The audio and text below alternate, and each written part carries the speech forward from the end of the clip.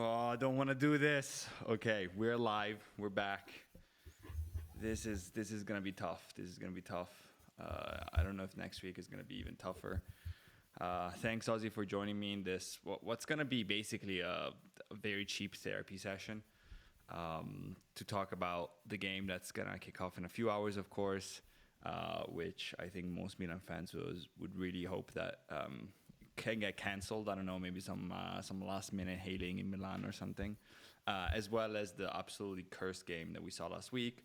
The news that followed up that cursed game, and a lot more. First of all, how are you feeling after the crazy week? Yeah, yeah. Hi, Stefano. It's been a bit depressing. I think obviously during the banter era, I don't think it affected me as much. You know, when Milan were losing and missing out on Europe and stuff, and then obviously since Pioli came to Milan, and we've been on the up.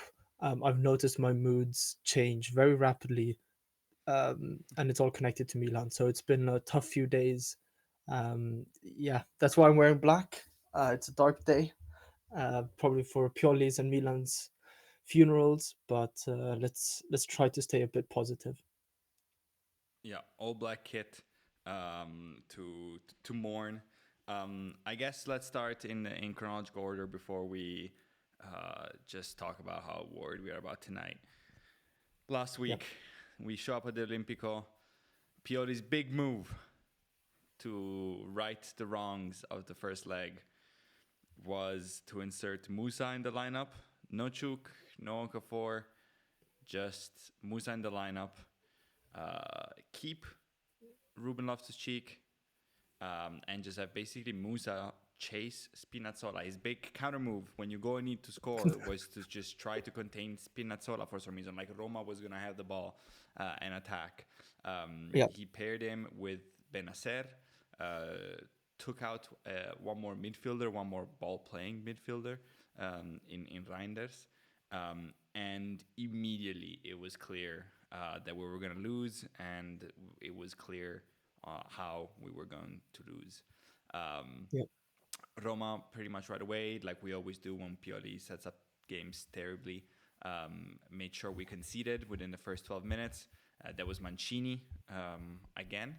And then Dybala made it 2-0 within the first 25 minutes of the game. A nice little curling shot.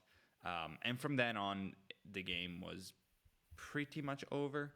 Pioli made some also truly, truly terrible subs. But walk me through a little bit what you thought about the game in general, the lineup, and yeah. then we can get into the specifics. Yeah, I think it was our preview to the Sassuolo game. We were talking a bit about what we're going to do with rotation, how we're going to line up, etc. And again, Pioli pulls out a masterclass in deceiving us, starting Musa as some sort of right wing back. And to be fair, I mean, I kind of feel for Musa. He's been in and out of the lineup, at least the starting 11. He hasn't seen all too many minutes, but then when he does, he'll see 90 minutes and play sort of out of position. I thought he did all right for what he was asked to Agreed. do. Um, so fair play to Musa. This isn't Musa's fault, obviously. Mm-hmm. But hooking Benacer at before half time and putting in Jovic of all players and not Okafor, who maybe brings that sort of speed of injection of speed and something else. Truly baffling. I think is the word baffling. And I mean, this was Thursday last week, but we're Monday, the 22nd of April, and we're still sort of tinkering with the lineups and starting 11 in big games. I don't understand it. I mean, if you don't have everyone available, because we've in the beginning of the season maybe it was a bit of tinkering because we didn't have everyone available, suspensions and obviously a lot of injuries. But now we've got pretty much a full health squad. Um, and well, I mean, the odd suspension here and there, that's always going to come towards the end of the season with the amount of yellow cards we get. But truly shocking, baffling, no rhythm, and we were set up to fail, I think. Yeah, absolutely. When to be clear, when I say this genius move was to insert Musa, it's definitely not to doggo Musa, Yeah, who I also think had actually a very good game. You could see that yeah, he was fresh. He progressed the ball very well. He's the only one trying to dribble someone. I think beyond Chukwueze, who when he came on was the best player on the pitch for us, which probably Yeah. wasn't a tall task, but still, I think Musa was one of the best. Um, I just think it's absolutely ridiculous that that was his move, which it on paper it looks like a move like you won 1-0 in Milan, but you're very worried about Spinazzola because he pushes, and so you're gonna put Musa there to kind of help. Yeah. Absolutely nonsense. Legend in the chat, Forza Milan sempre, even in dark times, of course. And then I mean yanking Benacer 5 minutes before halftime. So when you blow your free sub Yeah. for Jovic, what was the point of Jovic being there? Oh, he maybe scores a top end. Yeah, then you can insert any player. We couldn't get the ball to Giroud. We couldn't get the ball to Ruben Loftus-Cheek. And now we have Jovic, another one there up there to do nothing.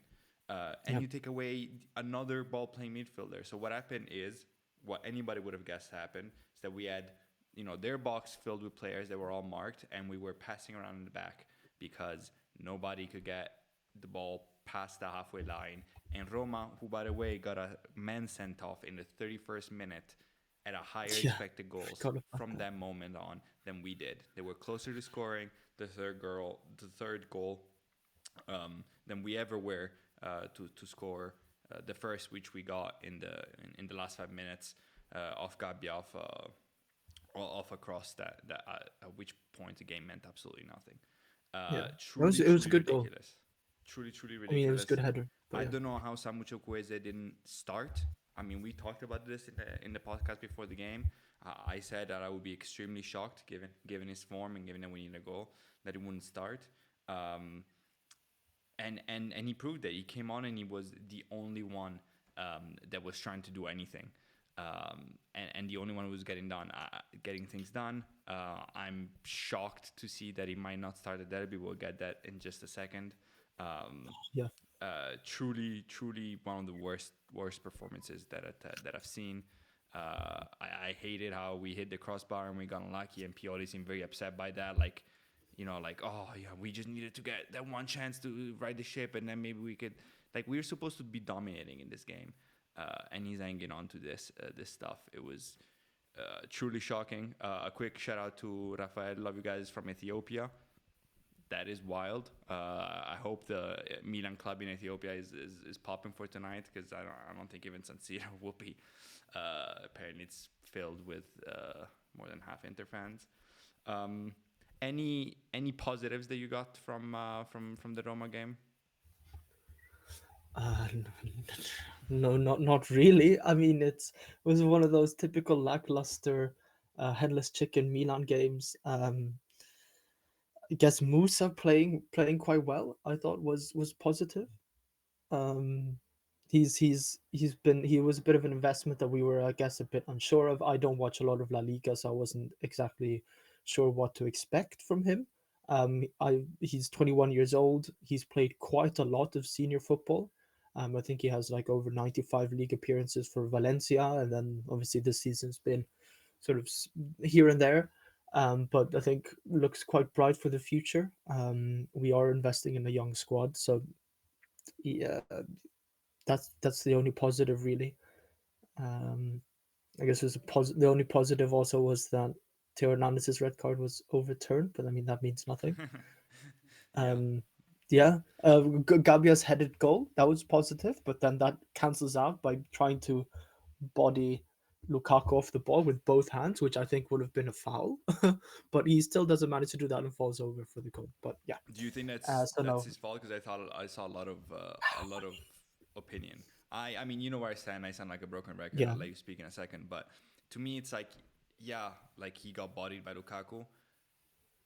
yeah, who doesn't, But right? exactly, It's like very we yeah, played but at the we same time, played you to but then Lukaku's strength. We played Gabbia 1-on-1, and he just needs to chase but then him. I think Gabriel should have a bit more composure and understand. Maybe I shouldn't try to body him because he also falls over in that sequence. Mm-hmm. And if you both, I mean, I was watching it with my housemate at least the first half, and they were kind of we were looking at that replay and we're like, Gabriel's actually trying to push him off the ball with both hands, like sort of like this. And obviously they're running at full speed, both of them, so it's not like a clear push in the back with both hands, but. I think that was just a silly mistake. And then Theo Hernandez, obviously it's been raining, it was extremely wet. Theo Hernandez comes and slides in to try to do some last ditch tackle. That was quite silly. So just sort of like a chain of events of small still silly mistakes that maybe in a well organized team you don't get exposed as much as Milan do, but Yeah, that to was me is that the fact that yeah, he's even in that situation that he's asked yeah, to there we just go. pick up So it's a bit of Lukaku both. uh, by himself is already ridiculous. Yeah, to me the only positives then were, yeah, I thought Gabbia, except for that, played a pretty decent game. Obviously with the goal as well, that didn't matter. I thought Musa did well, and I thought Chuk was the best player on the pitch once he got on the pitch. Yep. Baffling, you mentioned Teo real quick. Baffling to me that Pioli always gets picked on, rightfully so. Once we looked at the average positions of all our players after the game, and Oh it, and yeah, it, and that it was becomes also much shocking. clearer. And I mean, at one point we were playing three at the back with Calabria coming in midfield because apparently that's the magical move that Pioli loves. Like Calabria is our best playmaker, like he's Trent Alexander-Arnold, which he's not, and which is also double stupid because coming back to Teo was basically a third center back and never got up Yeah, when he's arguably our best player, a second best player. And also means if Teo doesn't go up, Leao always has two on him, yeah, which helps neutralize him, of course. And it was everything, every tactical decision made was yeah, and absolutely it dreadful was for also the Roma. fact that it was Celik that got the red, right? I think I jinxed us maybe saying this before the first Roma game, saying that Celik struggled a lot against Leao and Theo before De Rossi came in, at least in this league, right? And I think I think I even I shouldn't say mocked him, but I even said, that's where I think we're gonna break through because Celik I don't think necessarily had the pace. He's he seems like a completely new player under De Rossi, but obviously gets the red card, and I thought we'd be overloading that side. Um, but no, I mean I can't recall Which Theo we really. should, because I mean Yeah, you weren't wrong. Selik has been exposed by Leao plenty of times before. He's been exposed yeah. by Theo plenty of times before. A normal coach would target that side. A normal coach would have a game plan that revolves around that, not inserting a player like Musa to guard their fullback on the other side when you're down Yeah, 1-0 on and aggregate. all respect to Spinazzola. I think he's a good player. He was I like unlucky with Spinazzola, that of injury course. Yeah. during the Euro, but I mean, we're not talking. We need to guard a Lautaro Martinez or an Mbappe or a Vinicius Junior, right? I mean, Yeah, that would I make mean, more we all sense. It's knew how Roma Spinazzola. would line up, right? They would be solid at the back, and they would try to attack, Yeah, have smart players, have obviously send it all about Lukaku trying to hold up the ball, hold up play, let their team breathe, and then try to find a cutter, which is obviously yeah, what happened for the first goal. And then the others have smart players like El Sharawi, who played a hell of a game, who ran like a madman and was always ready to help defensively and then throw himself in the attack. And Pioli just said yes, of course. Um, it's yeah, it made no sense. It was the epitome of all the mistakes that Pioli ever made all in one game, and it is yeah, ultimately what cost him the game. Of course, now we know that although there's obviously no official communication from the club yet, multiple sources have confirmed that after that, management has decided that he will no longer be the Milan coach come June. He will have the last few games here as a farewell tour, and we are in the search for a new manager. Did yeah. that surprise you at all? No, I think we've been throwing around some chat in the last few podcast episodes about whether Pioli stays or not, and I think it was the deal was that if you obviously win the Europa League, maybe you kind of have to look at Pioli and be like, okay, he does have some sort of capacity to perhaps grow and become a better coach, and winning a Europa League perhaps isn't what we should start out with at the beginning of the season as sort of our aspirations and goals. But I mean, I think I don't think we've mentioned it, but this looks like the hardest Europa League quarterfinals, or in terms of how well those teams are doing in their respective leagues are doing. But yeah, I think it was inevitable. Pioli has I don't think has the potential to become a great coach, sort of world class coach, And I sent you a tweet the other day, jokingly saying that we people have been stealing our content and our thoughts and ideas. I think it's a lot of Milan fans that think the same, but Pioli has sometimes been unfairly accused of being a poor coach, at least before this season. Um, and he does get a lot of stick on Twitter. But yeah, I think it's time to move on and look for a new coach. But I think those plans perhaps should have started earlier, seeing as Thiago Motta seems to be wrapped up and ready to be sent to Juve. Conte is probably a bit sick and tired of this waiting game, but I mean, he knew what he got into when the rumors started, even before Christmas, I think. So Yeah, the yeah, frustrating part is that it seems like our management really got caught napping. It seemed like they were maybe yeah, just hoping that the good run will bring the Europa League and they would stick with Pioli. And when that didn't happen, they said, "Okay, yeah, we could get rid of him," but actually hadn't started looking. And so when they go to see if Thiago Motta, which would be perfect, by the way, especially if we go after Zirkzee, he yeah, was already taken by a club that it's in a very similar position to us. With a manager that was sort of in and out all season, that clearly had been declining, that clearly wasn't following the philosophy of the club, but who just moved faster than us. So that's really frustrating for me because I think this coaching decision is the most important one that we will take for the next 5 to 10 years, no matter who you yeah, sell and who you buy in terms of players. To quickly talk about the chat quickly because there are some interesting messages. Bernabé, thank you for watching. He says our main issue is a ball cutter in the middle, in front of the defense. We need one intelligent, powerful player, experienced in the defending zone. Personally, I would try to suggest Casemiro. Interesting. I mean, half of it, I totally agree. I think that is gonna be the single most important target and purchase of the summer for me is a CDM, a yeah. true CDM. Yeah, I agree with the style of player that Bernabeu is talking about. I think it's needed. Yeah. Um, Casemiro. I mean, Casemiro is unrealistic because of his Oh, wages. He yeah. left Madrid to get paid even more at Man United. We just don't have the financial power to pay for him. And I also think if you ask the Man United fans whether they'd keep Casemiro or not this over the summer, I think 99% of them will say no.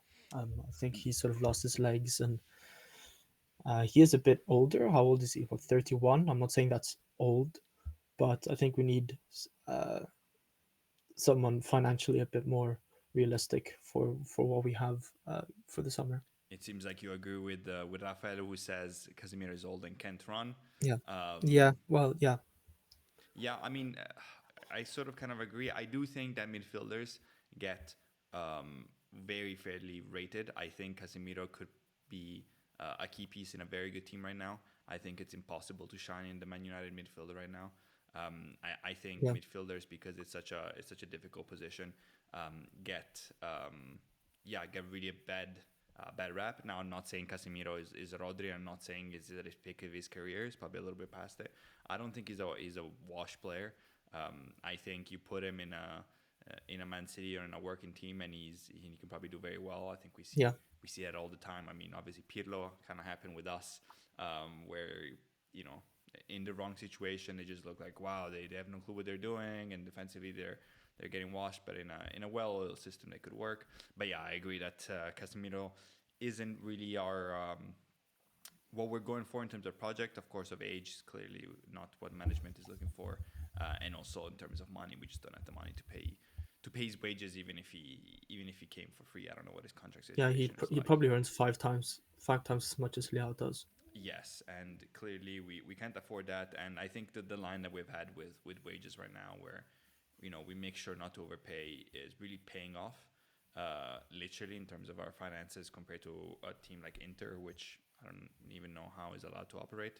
Um, and also makes Yeah. sense because the renewals are a lot easier, because when people come asking for a lot of money, we say, hey, look, our best player makes this, and most of our players make this. You have to fall within that line.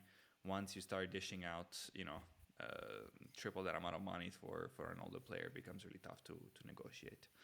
Yeah. um, well, I think we covered Roma enough. I think Mhm. it's time to move on to today's topic. Let me update the little graphic here, which is of course uh, the Derby della Madonnina, that is coming up. What is it now? Now it's 6 o'clock. So in just 2 hours and 45 minutes. Obviously, a terrible time for the derby. Historically, with Pioli, we have been the worst. Um, we have the worst record in with derbies than any other coach in the history of Milan. Of Yeah. course, the math doesn't help. We Inter have a chance to win the derby, clinch the Scudetto, and celebrate in our faces. We are home, but it seems with with most title clinching games away, there will be at least half Inter fans, if not even more, which means that even our sectors will probably be a little bit over flooded, which is a little bit worrying in terms of safety, of course. Um, Yeah. but we'll get to that. How are you feeling about Yeah. today's Has game? And then we'll talk a little bit about the predictive formation. Yeah, no, I feel quite. I think we're going to be overrun. Um, I don't think this team is perhaps built to be that fighting team. Just quickly looking back to the Roma game, which has a overall context. As long as you lose, if you lose, as long as you go out fighting, right? I don't necessarily think our team is all that. Um, I think we're massive underdogs in this game. Um, we've again had this collapse in the middle of the season, or now towards the end of the season. But we have won in 3 games, 3-3 loss, 3-3 draw against Sassuolo, and now going into an Inter who are firing on all cylinders, have all their players that they need. I think with that cheeky yellow card for was it Barella and Lautaro Martinez who Mm-hmm. missed the Cagliari game. It's set up beautifully for Inter. I don't see how they don't win tonight. Unfortunately, as much as I love Milan and be optimistic, and with the rumors of how Pioli is lining up, no chance. It's we're gonna get like okay massacred. We could see like a 5-1, 5-0 loss. That's perfectly realistic, but yeah, I don't think we'll get away with a win. Unfortunately, Yeah, I mean the stage is set up in beautifully for them. They obviously yeah, suffered a bad loss in Europe, but that this is the perfect amount of time to kind of get over it. They know they win the mm, Scudetto, so there's no uh, really no pressure for them. Like if they end up in a draw, like they're just gonna win next week. Um, yeah, they've had they've been playing once a week. They've had extra long time to recover. Um, Everyone is available except Quadrado. Doesn't matter to them. yeah, Everyone is there. They want to, ever since dropping out of, winning the Scudetto, not mathematically, but in reality, a long time ago, and then getting yeah, kicked out of Champions League. All their thoughts have been the derby. It's been talked about. Oh, what if we can win the Scudetto and the derby for weeks? So the table is set for them to absolutely come foaming at the mouth while we come disgruntled, no fan support, a coach that's out the door. So that's never good in the locker room. And of course, our players are passionate. They're also professionals. It's not like they won't try, but it's all set up terribly for us and great for them. Um, Benaba says that just to look at the chat quickly, 90% of the games we suffer against 5 defender teams or 3 defenders, depending how you look at it. It seems that Pioli doesn't have an offensive plan for that. That's obviously very true. We've always suffered yeah, against Inter, but the three at the back has always been terrible for us. Also because it allows us for them to usually overload the midfield, which we always leave 2 of our CDMs. So there's usually at least a 3v2, sometimes a 4v2. And it also, with their wings, allow them to counterattack with a lot of players. And since Pioli stubbornly insists on guarding and defending man to man full throughout the whole pitch, it usually means that there is all it takes is one, two, or one successful dribble for us to be in down one man as they attack. yeah, That's kind of what happens and what I see happening again tonight, which lead us to his big brain move. Now, obviously, it's not confirmed. We'll get the confirmed lineup in about an hour. But the big move seems that Pioli will opt to play without a true number 9. and bench Olivier Giroud. In place, in his place will be Musa. Now, the question is how exactly that lineup will work. Yeah, no, that doesn't sound necessarily right.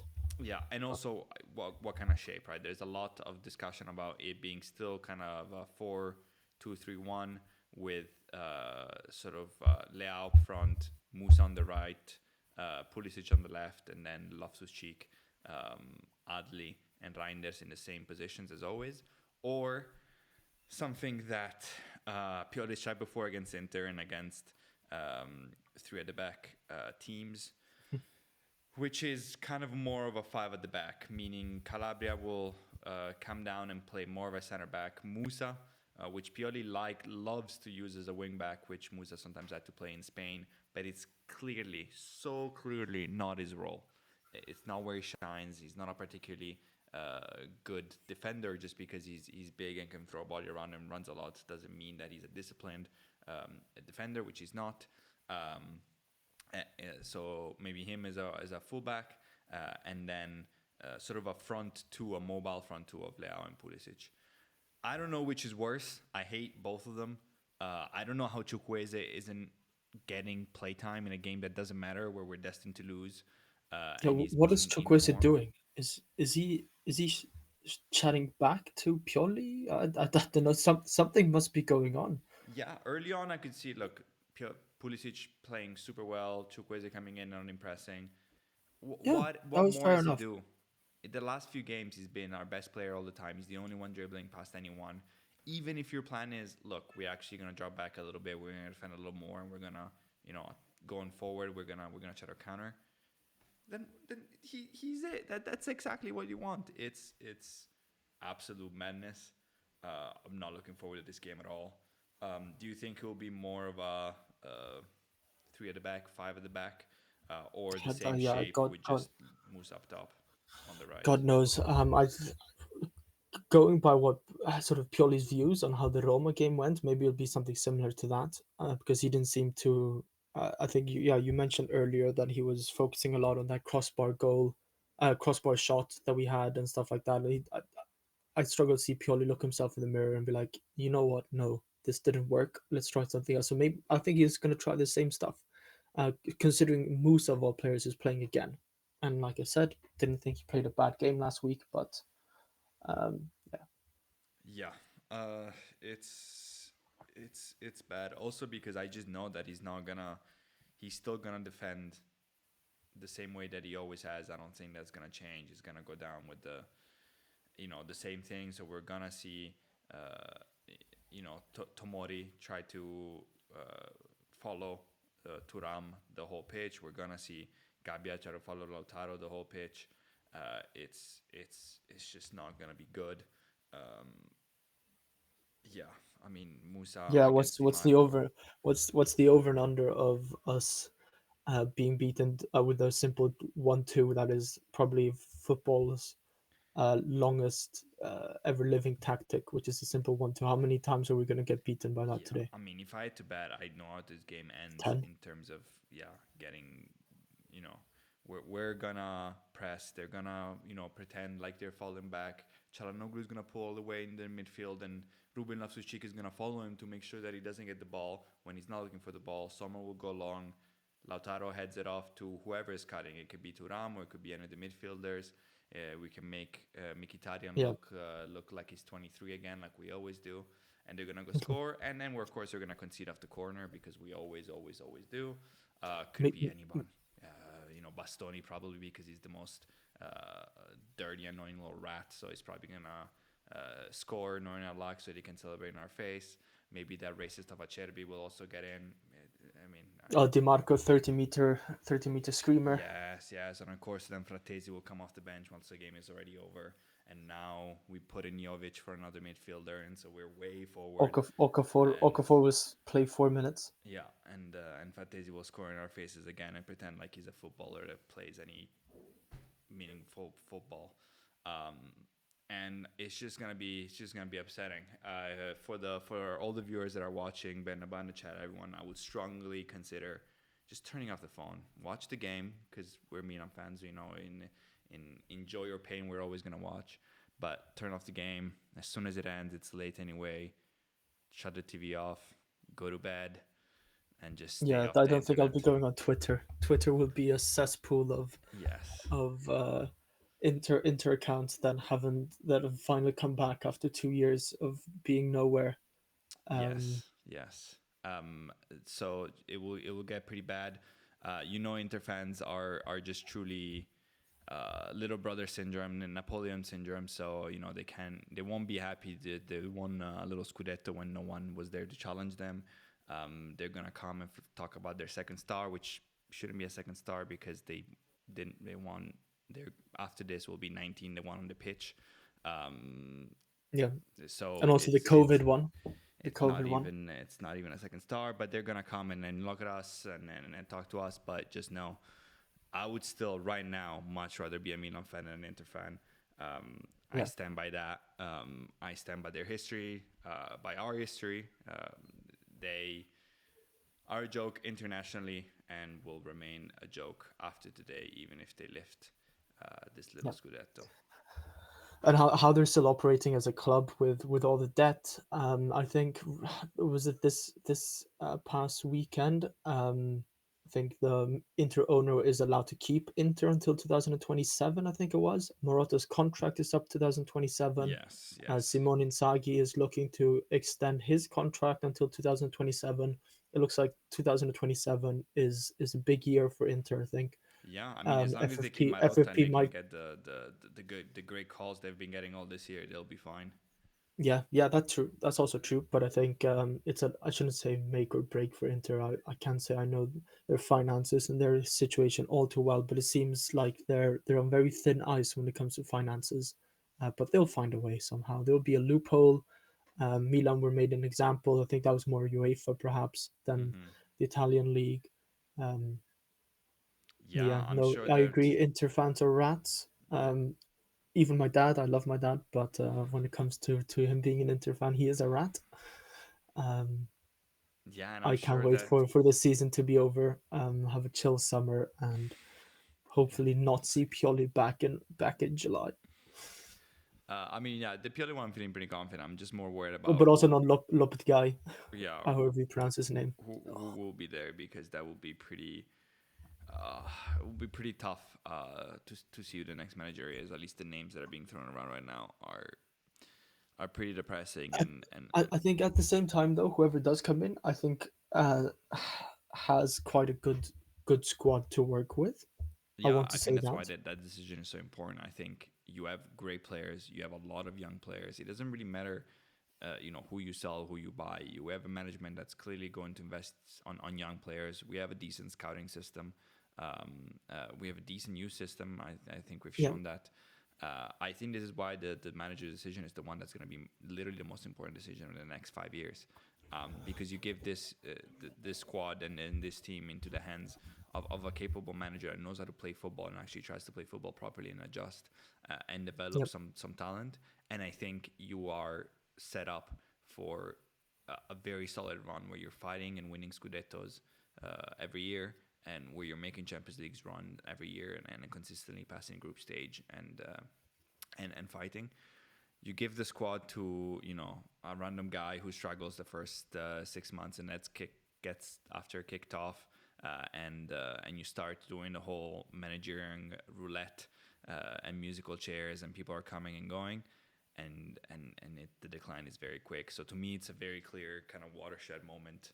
Um, yep. Watershed moment. And yeah, do you think I'm seeing in the chat, Cosmo, thank you for chatting, saying with Pioli we can't win with Inter, which I agree. Yeah, Do you think if Pioli, I don't think he keeps his job anyway. Even if we do win against Inter, it doesn't really matter. I think that's 99% written in stone.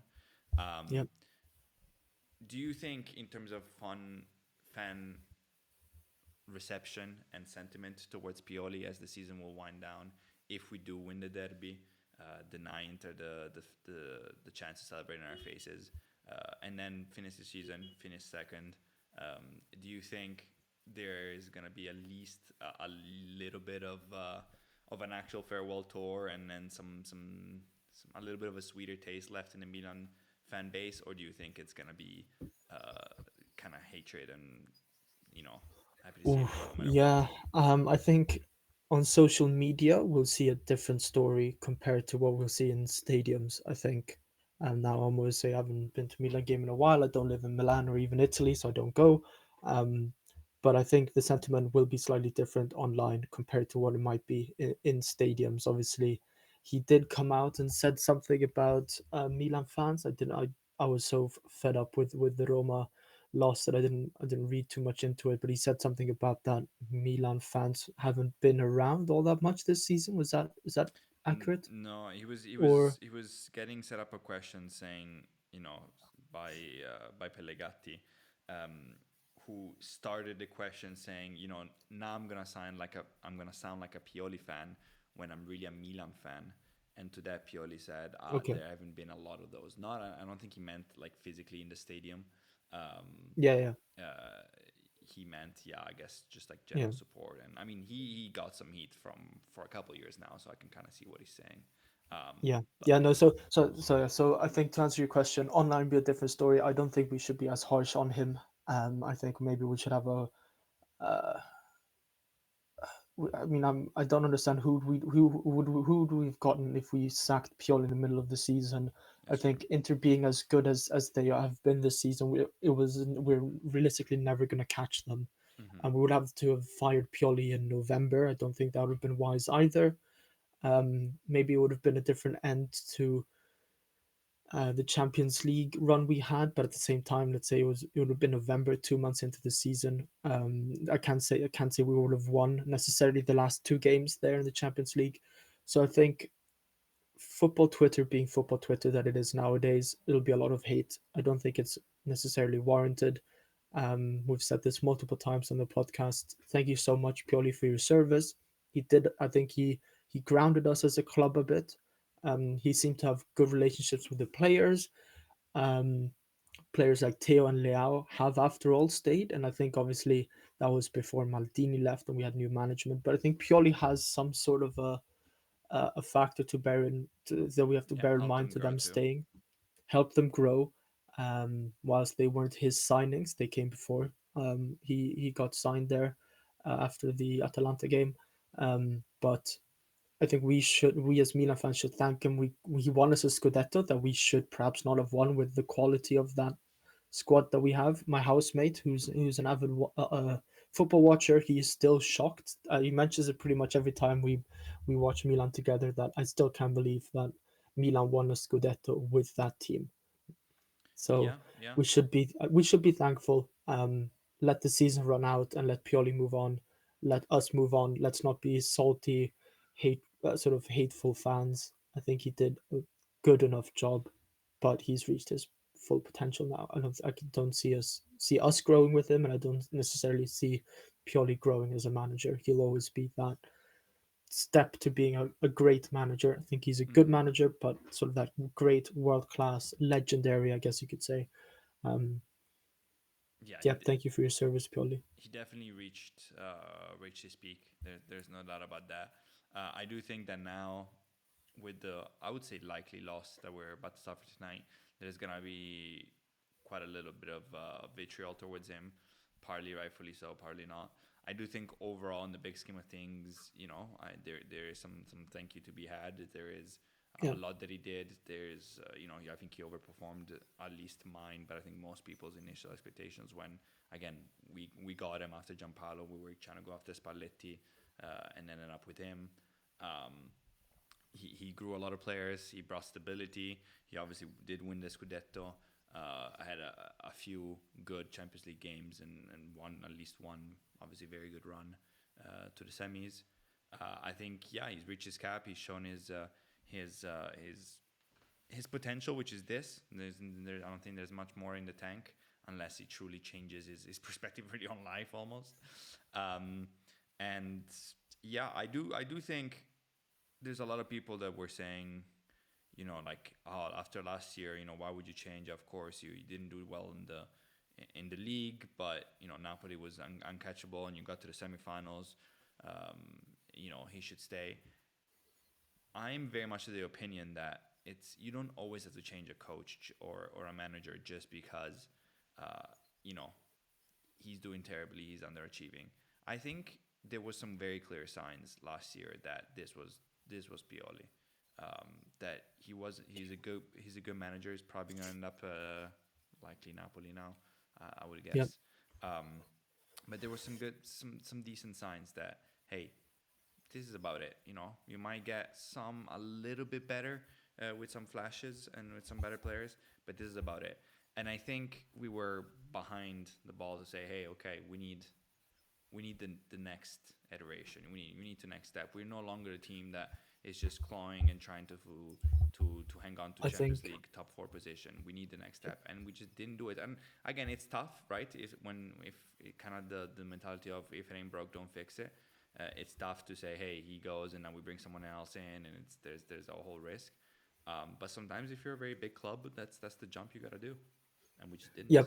but I think we also have to remember that Maldini leaving in the fashion that he Yeah, did last summer, I think Cardinale was smart enough to not have let go of Pioli as well, because I think that would have been a bit too much of a revolution. I think we might have seen, players like Leao and Theo be a bit more vocal about wanting to leave.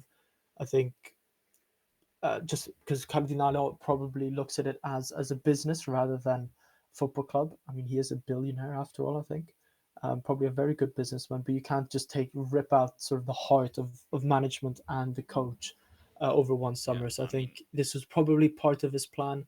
Let go of get rid of Maldini and then get rid of Pioli the following summer. So I think it would have been way too much for us in one summer. yeah, I mean, it looked like that whole power struggle was gonna be one of those, right? It looked like Yeah, Pioli and Maldini had a rift. So maybe once again, our captain Paolo, who I miss dearly, maybe he did see that Pioli was kind of given all that he all that he could, and he did want maybe a replacement. Now there were talks about Pirlo. I'm not sure that's the name I would have gone with, but there was clearly that power struggle, and maybe a big shift in Milan history, a big butterfly moment, the difference between Maldini staying, a certain management staying, and going away from Pioli rather than what obviously happened. yeah. We'll never know what the other option would have worked out in the Milan multiverse. Um, but yeah, it sets up for an interesting summer. Hopefully a decent manager. Um, um, but we'll see. We're going for about 15 minutes. I think we can wrap this up. Last question always has to be that score Oh God, prediction for the Derby della score Madonnina. prediction. Right, let's be positive here. We haven't we've scored one in the last five meetings. I think we'll win 2-1. I seen we post obviously in the stories. Let me check this live. We're asking for score predictions. Yeah, Uh, because I don't see that. I'm always curious as how many I'm fake. seeing Well, not going to actually a say fake surprising Milan amount. fans, but There's surprising. I think the biased Milan fans always trying to speak things into existence. There's a lot of 2-1s. There's a lot of 1-1s. There's a lot of 1-0s, and then there's the people that think Inter win, and those are not 2-1s or 1-0. There's a few 4-1 Inter, so, yeah, there we go. 3-1 Yeah, Inter, but hey, look, 3-0. We would lose I love 4-1. I love the delusion. I love the delusion. Yeah, yeah. I think more it's very clear the split. There's the people thinking when they're ahead and they're just saying Inter wins big, and there's the people thinking when they're hard and they don't even say we win big. They just say we just sneak one one Sneak extra it goal 2-1. past them, and we do it 2-1 trust.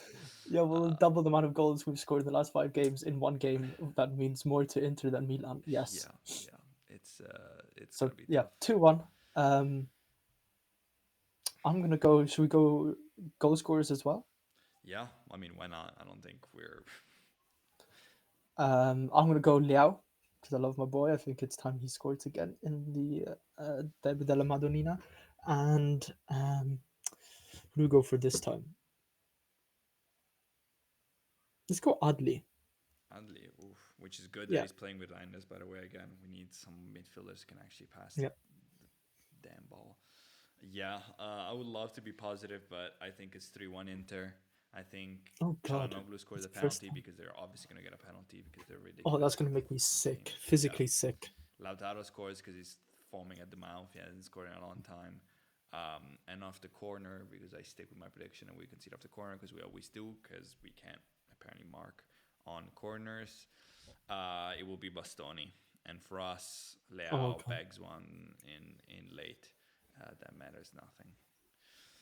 Well, I suppose the only positive thing is that there's very, with Pioli, there's always very little expectations in the derby. But even last year, you think I don't feel good about watching the Champions League derby, but you're still pumped. You're like, hey, Champions League, anything can happen. You just back yourself.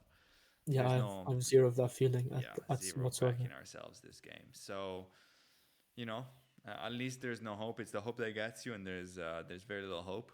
Yeah. I don't know about you. I'm feeling very lifted after this conversation. The shoulders have Well, relaxed. to finish on a positive note, I think we didn't mention it. We don't usually mention them. Primavera made it to the to the Champions League final Yeah, in the youth league, the youth and league. Yeah, yeah, and the first ever Italian team to do so apparently, which I was slightly shocked yeah. to hear. Coach But Abate did it. It was another penalty shootout, yeah, which was great to see. It looks like we have a few promising pieces. Really, our youth system is working well. Capitan yeah, Zeroli, of course, Simic, yeah, Simic as scored the well. winner. Simic Yeah, with a great little speech. Also did well. Our goalkeeper seems very very ready. He's been a penalty shootout sort of hero. Let me see when the maybe he final should is. coach Mignon how to. Yeah, Mignon hasn't saved a penalty in a very long time. It would Yeah, must be. have been, was it Kvaratskhelia penalty? That's the last one I remember. It honestly might have been with a Yeah, youth league. it's a shame because obviously I'm moving to Geneva next year because the semi final and the final is played in Nyon at the UEFA headquarters. They have some great facilities there. I think next year, hopefully Milan come as far, and I'll the Primavera, and I'll go have a look. Mm-hmm.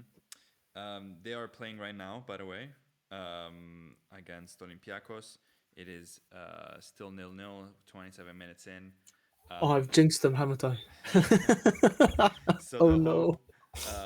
the hope is that, of Oh no! course, they can bring home the trophy, and we can talk about that instead of the derby, because Yeah, that would be, there's a yeah, derby. just yeah, what derby exactly? Um, a lot more preferable. Let me just quickly look at the lineup before we go off. Um, Camarda top, Sia and Scotti. Sia also, I think, he renewed this season, and Diego Sia is shown to be very good. I would hope that whoever manages us next season gives him a few chance. Same with Zeroli, who's obviously captaining us and playing right now in midfield He signed a new deal. Yeah, as well, yeah. And in goal, and in the back we have Bartesaghi, of course, started the senior team and is also now leading the Primavera. Simic and Inciala also looked good. I definitely think Simic is the better one of the two, and or the more ready of the two. But we'll see. Wishing the boys the best of luck. If they score any goals, of course, we will be posting them on our stories. That's all. Thank you for ending on a positive note. Very good shout. We'll talk again sometime after the derby. Um, uh, yeah, I think our next game is Juve, another technically big game fun. on paper, um, Yeah. and that will be April 27th, which is Saturday. So we'll speak in the week about it. Rossoneri, no matter what happens tonight, stay strong. Forza Mila sempre. We will overcome. Yes, we will. Thank you so much, as usual, Stefano. Forza Milan. Have a good night, everybody. Ciao.